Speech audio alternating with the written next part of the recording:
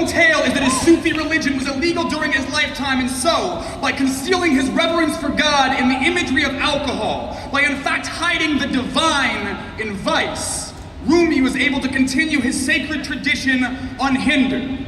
The poet Tupac wrote about God and revolution. Hidden in the violence and oppression of this society, one tale is that his very race was illegal during his lifetime, and so, by concealing his reverence for his own people, Tupac was able to continue his sacred tradition unhindered.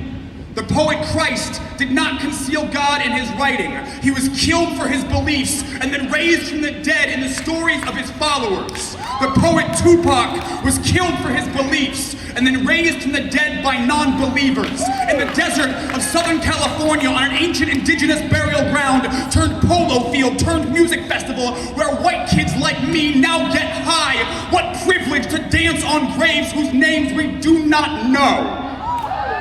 In 2012, at the Coachella Music Festival with 85,000 gathered to watch, the poet Tupac was resurrected as a hologram. But the very people he had concealed his prayers from, they transformed his flesh to light and forced him to pray. And to pray, they showed the masses his God would not come.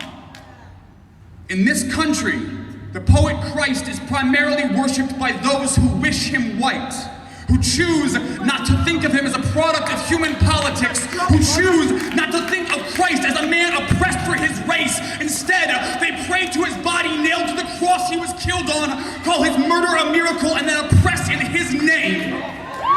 The American translations of Rumi are among the world's most popular poetry. Their translator speaks no Farsi, no Dari, no Middle Eastern language whatsoever, and his translations neatly sidestep any reference to oppression. These are illusions crafted for white folk, for me, to help me keep my breakfast down while I read the newspaper, to help me swallow bullshit like post-racial America. The illusion says race is solved. It whispers, don't worry, everyone is slowly turning white.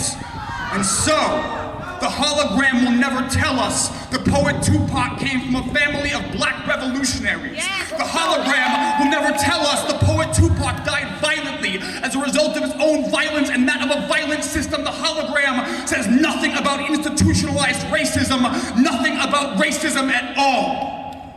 And even now, in this poem, I know whose stories I tell. I am aware of what privilege it is to speak on someone else's oppression.